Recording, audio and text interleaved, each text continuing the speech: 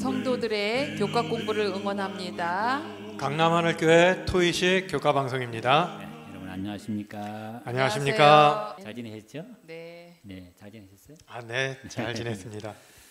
네, 우리가 발과 이제 자유롭게 누리는 쉼이란 주제인데요. 이 자유라고 하는 게 참 소중한 거잖아요. 네. 근데 이게 역사를 공부해 보면 이 자유라는 것은 뭐 기독교가 들어갈 때 자유가 계속해서 만들어지더라고요. 기독교라는 것 자체가 보면 해방이잖아요. 네. 십자가에서부터 죄에서부터 자유케 되고 애굽의 노예 생활에서 자유케 되잖아요. 네. 그러다 보니까 이 기독교 정신 속에 자유라는 게 들어가기 때문에 자유가 잘 돼 있는 나라마다 보면 기독교가 다 이렇게 들어가는 거죠. 근데 우리가 이제 자유롭게 누리는 이 쉼이 참 소중한데 우리가 이 자유를 위해서는 우리가 정신적인 육체적으로 스트레스를 받거나 신체 일부를 고통을 느낄 때 이걸 네. 잘 쉬지 못하게 되지 네. 않습니까? 그런 의미에서 오늘 공부가 도움이 되리라 생각합니다. 우리 기억절 좀 한번 읽어보시죠. 여호와는 나의 빛이요 나의 구원이시니 내가 누구를 두려워하리요. 여호와는 내 생명의 능력이시니 내가 누구를 무서워하리요. 시편 27편 1절 말씀입니다. 아멘. 네. 우리가 마음의 병이 들든 육체의 병이 들든 간에 그 치료의 근원은 하나님이시다는 거예요. 네. 이 성경절에 보니까 여호와는 나의 빛이고 그 다음에 구원이시고 나의 생명의 능력이시다. 나의 구원이시다. 우리가 이제 상처를 받을 수 있지 않습니까? 그렇죠? 네. 상처를 받아가지고 내적 상처가 있을 수 있고 외적 상처가 있을 수 있는데 어떤 게 더 치유되기가 쉬울까요? 당연히 외적 상처가 더 치유되기가 쉽겠죠. 그러니까 내적 상처가 더 치유되기 어렵다. 네네. 네. 왜 그렇게 생각하세요? 글쎄 그거는 이제 외적 상처는 약이나 수술로 가능하잖아요. 치유가. 근데 내적 상처는 이게 정신적인 어떤 그런 증상이기 때문에 마음의 질병. 그래서 이게 이제 예로 그 러시아의 대문호 톨스토이가 있잖아요. 네. 근데 그 톨스토이는 백작의 아들로 태어나서 처음에는 참 부유하게 살았는데 부모님이 일찍 돌아가셨어요. 네. 그러고 나서 참 마음이 공허하고 늘 삶이 허무하고 불안하고 죄에 대한 공포를 느끼고 늘 이렇게 살았는데 자기가 그렇게 훌륭한 작품을 써냈는데도 마음이 평안하지가 않은 거예요. 근데 하루는 길을 가다가 어떤 아주 남루한 노인이 너무 얼굴이 평화롭게 얼굴을 하면서 지나가고 있는 거예요. 그래서 붙잡고 물었어요. 아니 도대체 할아버지는 어떻게 해서 이렇게 얼굴이 평안하십니까? 그랬더니 그 할아버지의 말씀이 하나님을 의지하고 살기에 날마다 저는 기쁩니다. 거기에서 큰 깨달음을 얻고 톨스토이가 나중에 이런 고백을 했어요. 그리스도를 영접한 후 나의 전생애가 바뀌었다. 예. 이전에 욕망하는 것을 욕망하지 않게 되고 오히려 이전에 구하지 않던 것을 갈망하게 되었다.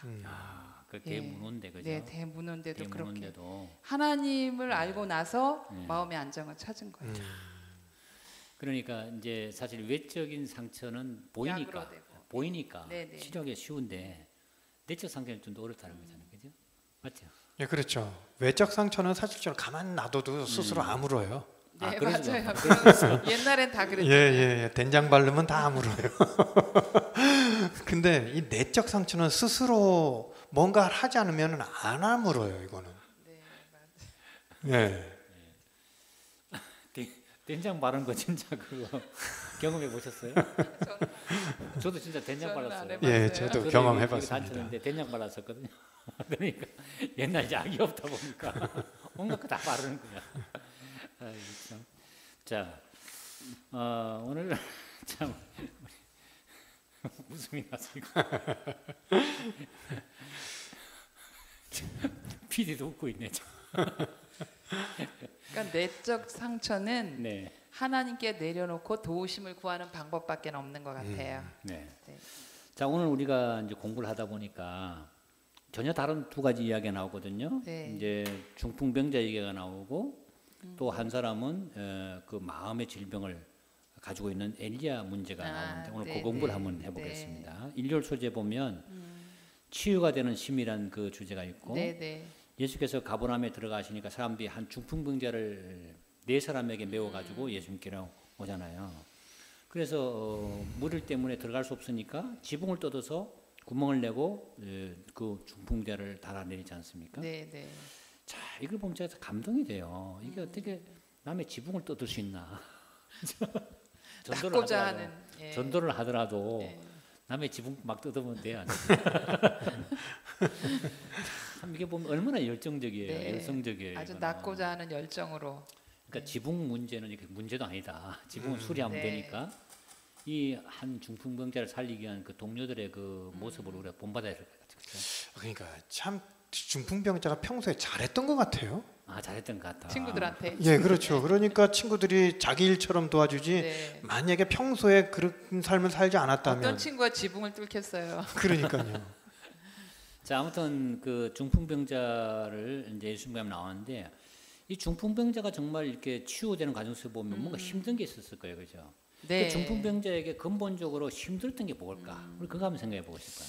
근데 시대의 소망 26쪽에 보면은 그런 얘기가 나오더라고요. 이 중풍병자의 죄악된 생활의 결과였다. 죄악된 생활의 네. 경험을. 그다음에 방탕하던 육신은 쇠퇴의 징조를 보였다. 아, 스스로 나올 수 없는 절망적인 상태였다. 그런데 예수님은 이 사람의 양심의 죄를 깨닫게 하심으로 치유를 하게 하신 거예요. 네. 그래서 마가복음 2장 9절에 보면 소자야 네가 죄사함을 받았느니라. 그러니까 치유가 됐죠. 일어나 내 상을 가지고 집으로 가라. 그가 일어나 곧 상을 가지고 모든 사람 앞에서 나가거늘 다 놀라 영광을 하나님께 돌리더라. 그러니까 예, 내적으로, 그러니까 외적인 중풍병이지만 이미 내적으로도 벌써 치유를 하게 해주시죠. 그 말씀 속에서도 그런 것 같네요. 네. 먼저 죄사함을 하셨잖아요. 네. 그러니까 우리가 알지 못한 생뚱맞은 사실은 이거 말씀이거든요. 네, 맞아요. 내 죄사함을 나 낫글 중풍병자를 고치고 싶어서 그 집어넣는데 너 죄사함을 받았다 그래요. 이건 좀 우리가 앞뒤 다 잘라서 들어보니까 생뚱맞잖아요. 그리고 나서 이제 일어나 걸으라고 얘기를 했거든요. 네. 이런 거 보면은 여기서는 나와 있지 않지만 성경 말씀 속에는 있지 않지만 우리가 유추해서 본다면 예수님께서 그냥 생뚱맞게 그 말씀을 안 하셨다는 거죠. 그 마음 속에 어떤 자기 죄책감으로 인해서 계속해서 자기를 짓누르는 이런 것이 있었다는 거죠. 네. 그러니까 이중적인 어려움이네, 그죠? 네. 중풍병 때문에 나올 수도 없는데 더군다나 거기다가 내 인생 돌아보니까 잘못 산 것 때문에 네. 네, 맞아요. 후회가 되고 죄책감이 되는 그것이 더 힘들었다는 거죠. 네. 자, 그렇게 해서 이제 이게 나왔습니다. 그럴 때 예수님이 이 병자를 치료할 때 보면 아까 말한 것처럼 마음부터 치료에 들어가잖아요. 네, 자, 네. 그러면 성경에서 근원부터 치료하심이 월요일 이제 제목인데 네. 우리가 치료할 때 보면 이제 접근하는 방법이 외부에서 내부로 갈 수도 있어요. 그러니까 바깥에서 안으로. 네. 그런데 안에서 바깥으로 나오는 방법도 있거든요. 그런데 예수님의 방법은 항상 보면 안에서부터 바깥으로. 예, 그게 내적 치유라거든요. 네, 그게. 네. 그러니까 이제 예수님은 근원부터 치료해서 바깥이 좋아지는 거. 근데 사단은 거꾸로예요. 사단은 오히려 바깥을 지배해서 점령해서 안으로 들어가서 지배하는 거. 네. 그래서 우리 오감을 이제 다 차지하려 하잖아요. 오감은 들어가는 출구니까. 자, 그런데 왜 치료와 회복이 마음의 근원에서부터 시작돼야 될까? 이 질문에 대해서 어떻게 한번 대답해 보시겠어요? 왜 근원 마음부터 시작해야 될까요? 저는 좀 개인적으로 요즘 제가 이제 따로 좀 하고 있는 일이 있어요. 네. 사람들 이제 몸을 좀 치유하는 일을 어떻게 하다 보니까 하고 있는데 대부분이 보면은 저 어디가 아파서 왔어요, 어디가 아파서 왔어요, 뭐 이렇게 하지만 이게 얘기를 계속 하면서 이제 치유 활동을 해요. 그러다 보면 대부분 스트레스. 아, 스트레스. 만병의 근원이라는. 특히 여성분들.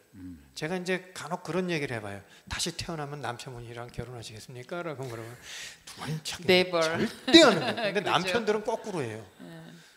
부인이랑 결혼하겠습니까? 그럼 네, 네, 그래요. 예. 대부분 그래요. 예, 예. 근데 대부분. 참 이 여성분들이 이게 몸이 아픈데 우리가 이렇게 하다 보면 이게 스트레스로 쌓여가지고 생긴 병이 굉장히 많더라는 거예요. 예, 그래서 저희가 이걸 하면서 마음을 풀어주는 작업을 해요. 그럼 막 울어요. 예, 막 울어. 그러면은 이거 뭐 낙했는지 안 낙했는지 모르겠지만 그 길로서 벌써 많은 위로가 돼서 나가요. 좋게 돼서. 아, 그렇군요. 예. 그러니까 이제 마음부터 우리가 접근을 해야 된다.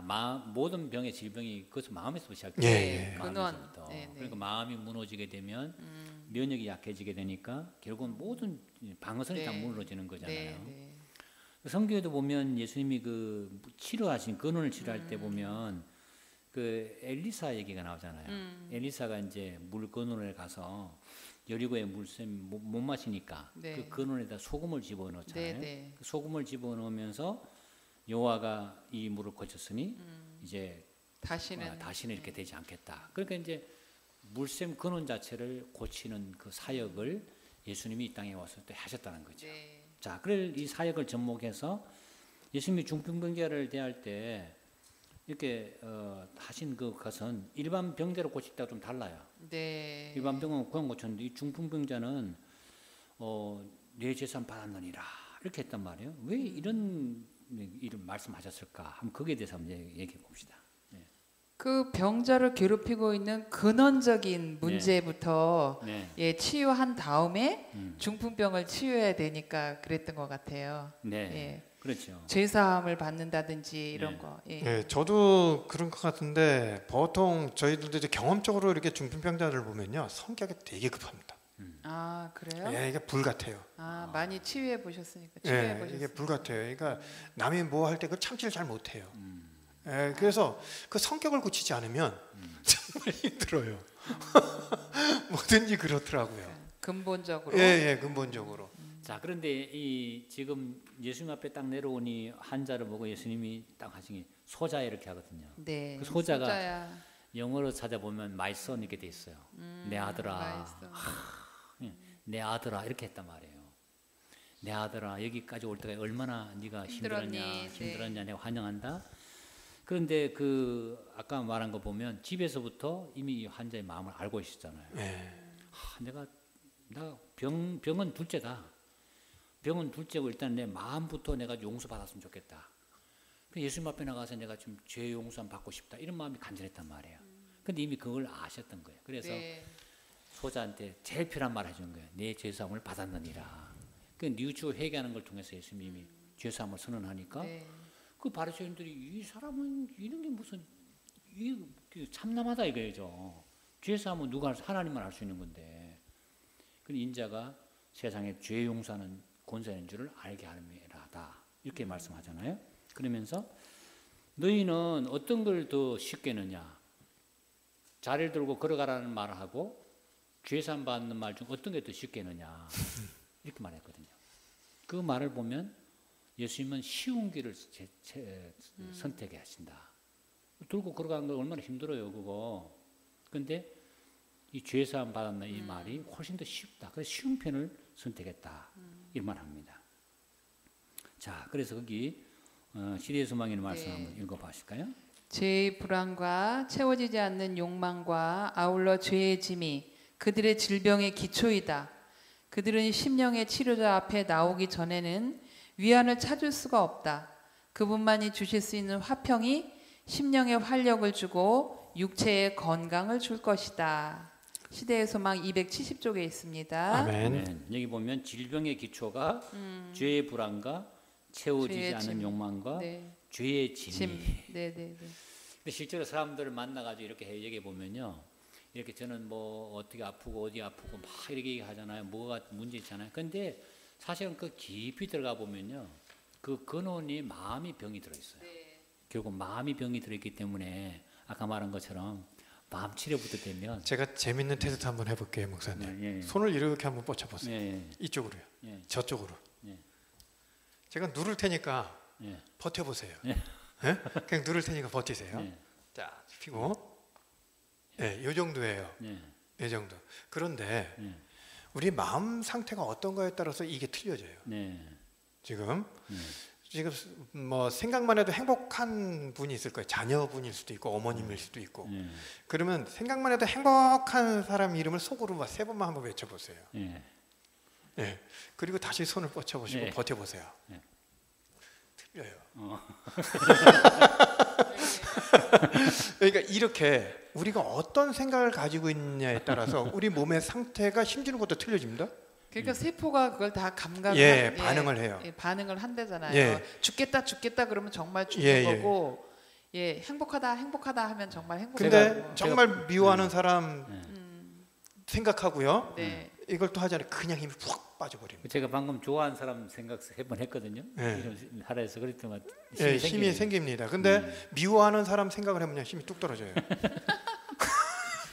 마음이 참 예, 중요하다. 마음 상태에 따라 틀려집니다. 자, 우리 화요일날 소식에 보면 도망치다라는 주제가 나오잖아요, 그죠? 네. 여러분 그 어떻습니까? 때때로 도망치고 싶을 때 있으세요? 아유, 많죠. 많아요. 예. 언제 도망치고 싶어요? 이게 좀 부끄러운 얘기예요. 이게 또 가족 이게 이제 제 개인적인 생활사가 나와줘야 되는데 이게 보증을 많이 썼어요. 보증을.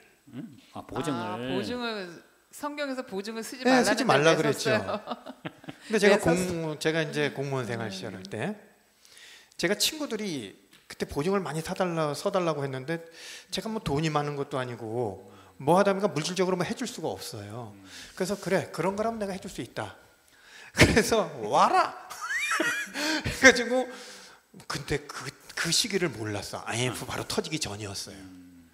그래서 막 열심히 해줬죠. 그때 보증 쓰는 게 있었죠. 예. 사인하고. 그래서 탁 터지고 났어. 그게 다 밀려온 거야. 이자만 한 달에 한 300인가 이렇게 되더라고. 제 월급 가지고 안 돼. 월급이 한 120 뭐 이렇게 뭐 됐었는데 안 되는 거예요. 그땐 진짜 전화도 계속 오지. 파출소 있는데 파출소로 계속 전화가 오지. 창피하지, 쑥스럽지. 이건 어디 숨고 싶지. 야, 그때는 정말 어디라도 그냥 꽉 그냥 가고 싶더라고요, 진짜로. 그런 힘든 시절이 있었죠. 그 빚보증 쓰지 마세요 앞으로도. 네, 안 씁니다. 아유, 이제야 안 쓰시겠죠. 그 사모님 많이 힘드셨겠어요. 예, 참 감사하죠. 사모님께 늘 감사하고 네. 사셨잖아요. 그 우리가 참 도망치고 싶을 때가 있거든요. 사진 보면 너무 현실이 어렵고 힘들면 이것을 갖다가 못 버티니까 도망가잖아요. 네. 그 야반 도주라 그렇게 하잖아요. 야곱도 보면 밤에 도망가잖아요, 그죠? 집 나올 때도 도망오고 돌아올 때도 도망오고 하여튼 도망오는데 이 도망간 사람이 나오는데 엘리야가 도망갔단 말이에요. 네. 엘리야가 도망간 타이밍을 보게 되면 도망갈 타이밍이 아니에요, 이렇게 보면. 맞아요. 그렇죠. 네. 갈멜산에서 불이 내린 바로 그날 밤에 도망갔단 말이야. 그렇게 생각하면 자다가. 네. 그러니까 갈멜산에 불이 내렸죠. 3년 동안 비가 안 오다가 그날 비가 막 쏟아졌죠. 네. 그러니까 이게 기도 응답이 어마어마하게 일어난 날인데 네. 그날 그가 보면 이세벨 말 한 말이 듣고 네. 제가 이 형편을 보고 생명을 위해서 도망을 가는데 며칠 동안 40일간 가는 거야. 맞아요. 네. 어떻게 도망을 40일간 갈 수 있죠? 정말 살기 위해서 진짜 죽을 힘을 다한 거였어요. 근데 저도 잘 이해가 안 가는 게 정말 그렇게 큰 기적을 봤으면서 그 이세벨이 한마디 그러니까요. 죽여버리겠다고 그래서 그러는데 그거가 이 그렇게 질문이 그래요. 도망갈 일이 이런 있나요? 엄청난 기적과 이적을 베푼 네. 엘리야가 왜 도망을 가는 걸 선택했을까? 근데 제 생각에는 순간 예. 그 순간에 하나님을 놓친 것 같아요. 하나님을 놓쳤다. 예, 순간 인간적인 연약함으로 하나님 생각을 못하고 그냥 하나님을 확 놓쳐버린 거예요. 그러니까 그냥 인간적으로 볼 때 이세벨이 무섭죠. 죽인다고 했는데 뭐 자기 죽을까봐 그냥 도망을 가버렸던 것 같아요. 제가 이거를 이제 주석책에서 한번 찾아봐서 성경 주석에서 열왕기상 19장 4절 그냥 4절 말씀에 있는 건데 한번 요 내용만 한번 읽어드려 볼게요. 우리가 똑똑히 기억해 두어야 할 것은 언제나 산의 정상에 머물러 있을 수 있는 사람은 아무도 없다는 점이다. 때때로 인생길은 내리막길로 치달아 골짜기에 이르고 거기서 공고와 실망을 어쩔 수 없이 겪게 되는 것이 사실이다. 정상에 있을 때 행복해하고 용기를 내는 것은 쉬운 일이지만 마음이 침체되어 세상 모든 것이 그를 결정적으로 파멸시킬 것처럼 보일 때는 그렇게 하기가 좀처럼 쉽지 않다. 온 힘을 다하여 계속 하나님을 굳게 붙들 필요가 있을 때는 바로 그때이다. 그렇게 하여 의심과 절망감을 극복할 수 있다. 미끄러져 내릴 때 위를 쳐다보라. 그리고 다시 높은 곳으로 기어 올라가라. 이렇게 말씀하세요. 그러니까 참 그 엘리야가 정말 말도 안 되게 하늘에서 불이 내리게 해가지고 그렇게 해줘. 그 3년 이상 동안 비가 안 오게 한 거를 비 오게 했죠. 기도를 해서 그런 참 이게 영적으로는 극상승까지 올라갔던 그가 참 얼마나 지치고 힘들어서 그 왕궁 앞에서 드러누웠을 때 누가 와가지고 죽인대요. 그러니까 놀래가지고 냈다 도망갔잖아요. 그러니까 심령이 많이 피곤해져 있는 상태에서 어떤 그런 잘못을 저질렀던 것 같아요. 그러니까 거기 이사야 말씀이 나오네요. 좋은 말씀이 오직 여호와를 앙망하는 자는 새 힘을 얻으리니 독수리의 날개침에 올라감 같을 것이요 다름박질하여도 곤비치 아니하겠고 걸어가도 피곤치 아니하리라. 순간 그러네. 하나님을 놓쳤어요. 그러니까 엘리야가 보면 이제 하나님을 놓쳤잖아요. 놓쳤어요. 근데 놓쳤는데 그 엘리야의 하루 종일에 그 보면 갈멜산에 올라가서 아침부터 이제 그 불이 내려온 걸 대기를 하잖아요.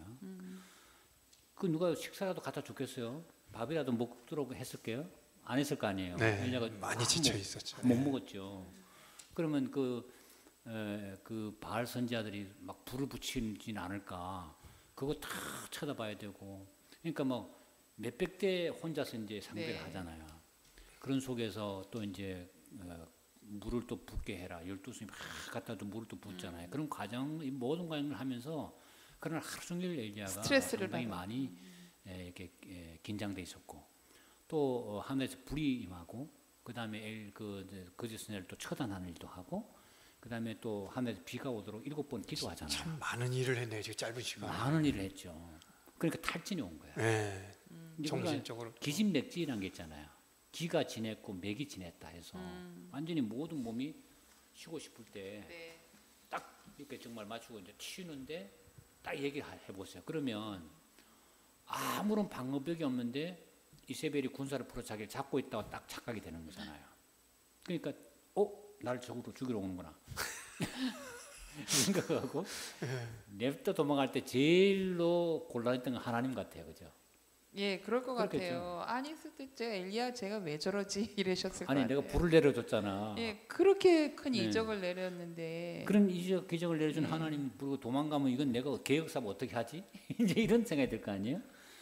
자 이렇게 해서 결국은 하나님 놓쳤다. 그래서 우리가 인생에서 아무리 어려워도 우리가 시선을 하나님께 고정하는 게 네. 참 중요한 것 같습니다. 그죠? 네. 네. 네. 그래서 그 수요일 소재 보면 엘리야가 도망갈 때 지쳐서 더는 달릴 수 없게 될 때까지 갔다 했어요. 40일간. 네. 자, 이 40일 동안 하나님이 하신 일을 보면서 이제 까메이를 통해서 먹고 공부하잖아요. 네. 이것을 우리가 배워야 될 교훈이 뭘까?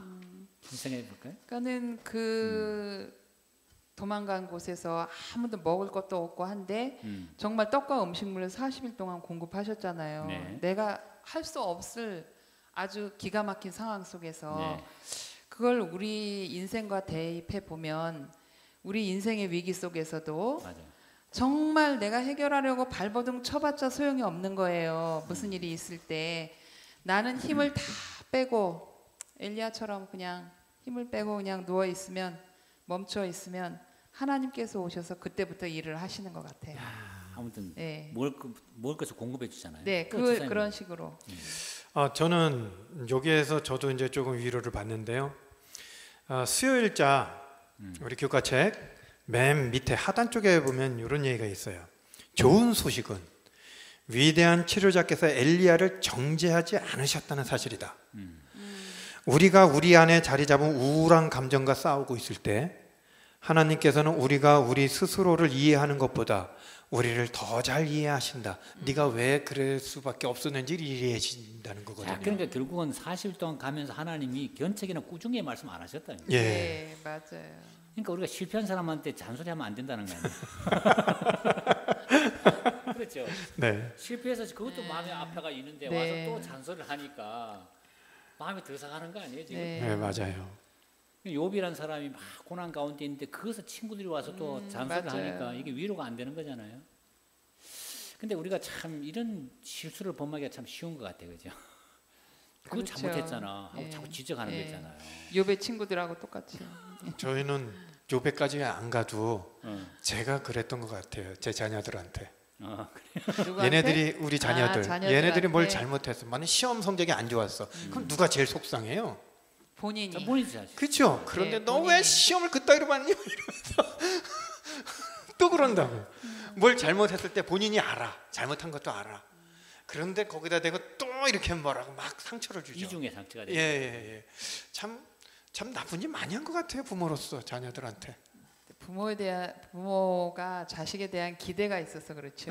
그렇죠. 만약에 그게 걔가 남의 집 자식이라면은 박 집사님이 그러셨겠어요? 그건 아니에요. 사랑하니까. 근데 우리가 기대가 큰데 사실은 상처적인 측면에서 보면 부모가 이때 위로가 되고 버팀목이 돼요. 아, 그럼요. 그죠? 괜찮아. 네, 예, 맞아요. 이제 어떤 그 얘기를 들어보니까 어느 아버지가 이제 아들이 공부 잘하고 똑똑한 애였는데 성적 받아온 게 이렇게 막 A, B, C, D 가운데 아주 다 D 등급에 가까운 걸 한 거예요. 그 아버지가 받아보면 야, 니 대단하네. 니 뒤에 2명 더 있다. 그러니까 네가 어떻게 2명까지 뒤에 남겨까지 대단하네. 해니까 얘가 충격 받아가지고 그 다음에 열심히 공부해가지고 발에 3등으로 올라갔다 그런 말이 있더라고. 네. 근데 우리가 사실 어렵고 힘들 때 하나님께서 이렇게 엘리야를 볼 때 아무 말씀도 안 하시고 뭘 걸 공부하실 때 하고 싶은 말이 많았겠죠. 아, 그럼요. 야, 이게 어떻게 되냐 엘리야 이러면. 그러니까요. 이 나라 북방 이스라엘 타락한 나라를 개혁을 하자고 네가 지금 나하고 손잡고 이렇게 해서 내가 네한테 불까지 내려줬는데 네가 이렇게 되면은 이거 어떻게 되는 거지? 이거 하고 싶은 말 많았지만 안 했잖아. 우리도 엘리야 만나면 제일 먼저 이거 물어볼 걸요. 도대체 왜 아픈 거 도망갔니? 콕콕 찌르면서 왜 그랬어요? 도망갔니? 이러면서. 예. 자, 그 엘리야가 결국 목요일 서재 보면 쉼 그리고 그 이상의 것인데요. 이 하나님이 굴 속에 들어가게 한 다음에 거기서 하나님이 여호와가 지나가는데 여호와 앞에 크고 강한 바람이 산을 가르고, 그렇죠? 네. 부수고 바람 위에 지진이 있고, 그 다음에 불이 나타나거든요. 근데 거기도 여호와가 안 계셨다 했거든요. 그리고 그 위에 세미한 소리가 들렸습니다. 네. 자, 이 모습을 통해서 하나님은 엘리야에게 무엇을 보여주기를 원하셨을까? 그 얘기만 좀 한번 해볼까요? 네. 지금 그 앞에 하나님은 안 보였지만 네. 바람, 지진, 네. 불. 네. 그러니까 이게 일반적인 현상으로 나타날 수 없는 거거든요. 그렇죠. 네. 예. 그러니까 하나님의 능력을 보여준 것 같아요. 네, 그렇습니다. 예. 그래서 나 이런 사람입니다. 네가 믿고 있는 하나님이 이런 거다라면서 그 하나님의 능력을 보여주면서 네한테 필요한 거 공급하지 못할 사람도 아니고 네의 그걸 치유하지 못할 그런 사람이 아니다. 그런 신이 아니다라는 것을 이런 거를 통해서 간접적으로 확신을 어떤 시켜주기 위해서 그 낙담했던 그거를 다시 올려주는 그런 역할을 하지 않았을까 싶어요. 네, 또 집사님은요. 아까 엘리야가 잠깐 하나님을 놓쳤잖아요. 네, 맞아요. 놓쳐서 이제 그렇게 이제 달아났는데 우리가 그렇게 하나님이 없는 곳으로 달아날 것이 아니라 하나님께로 달리기 시작한 후에는 우리에게 쉼을 주시는 그 하나님의 세미한 음성을 들을 수가 있는 거예요. 하나님의 세미한 음성을 들을 수가 있으면 우리가 다시 새 용기를 얻고 힘을 얻게 되는 것 같아요. 네. 예, 그래서 하나님께서는 항상 우리에게 세미한 음성을 들려주신다. 하나님께로 가면. 참 좋은 말씀이고요. 그 우리가 세미한 음성으로 엘리야에게 이제 말하잖아요. 네. 근데 세미한 음성이 영어로 보면 gentle whisper 이렇게 되거든요. 엘리야야 왜 여기 있어? 이렇게 하는 거. 네, 네. 엘리야 왜 여기 있어? 이게 예, 저밖에 없는데요. 이렇게 아니야 7천 명이 더 있어. 7천 명이 더 있다는 사실을 얘기해 주는 거죠. 하나님께서 엘리야한테 그 세미하게 왜 여기 있어라는 말 속에 보면 네가 누구 보고 살아왔냐 이제까지. 예? 맞아요. 그 왜 하나님 바라보고 살았으면 네가 승리할 텐데 나를 바라보지 않으니까 이렇게 되지 않냐 하면서 이제 네. 아까 말한 것처럼 불과 바람과 지진을 움직이시는 그 전능하신 하나님을 보여주시는 거죠. 그렇게 해서 다시 엘리야를 이렇게 해서 개혁 사업을 다 완수하게 하고 영광 중에 성취를 시키잖아요. 근데 저는 여기서 네. 좀 이런 걸 한번 발견을 했어요. 낙담하고 지쳤잖아요. 네. 도망까지 갔잖아요. 네. 저 죽이세요. 이렇게까지 했잖아요. 네. 근데 하나님께서는 물론 책 잡지도 않으셨지만 그대로 방치하시지도 않으셨어요. 네. 그냥 혼자 그냥 있게 놔두시지도 않으셨더라고요. 그러니까 열왕기상 19장 16절에 보게 되면은 이렇게 돼요. 일을 줘요. 일거리를 줘요. 그냥 가만히 있게 놔두지 않고 일거리를 줘서 뭐 여기 볼게요. 너는 또 님시 아들 예후에게 기름을 부어 이스라엘 왕이 되게 하고 또 아베블루 훌라 사바세 아들 엘리사에게 기름을 부어 너를 대신하게 선지자가 되게 하라. 또 그 15절 위에도 뭐 하사엘에게 기름을 부어 아람 왕이 되게 하라. 이런 식으로 일거리를 주더라고요. 그래서 가만히 혼자서 그냥 자기의 그거에 하지 않게 하고 일거리를 주셔서 딴 생각 못하게 이러셨던 것 같아요. 네, 맞습니다. 그래서 엘리야가 결국은 이제 북방 이스라엘이라는 나라가 우상 숭배로 완전히 물들어갔지만 네. 그걸 돌이키는 굉장히 획기적인 일을 했잖아요. 그리고 엘리사라는 계보를 또 만들어주고 네. 그러면서 이제 그 북방 이스라엘의 어떤 개혁의 길로 하나님께 길로 나갈 수 있도록 그렇게 물꼬를 턴 선지자고 네.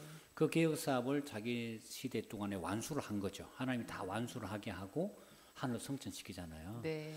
참 그런 걸 보면 하나님이 이렇게 마음에 병든 우울증, 그죠?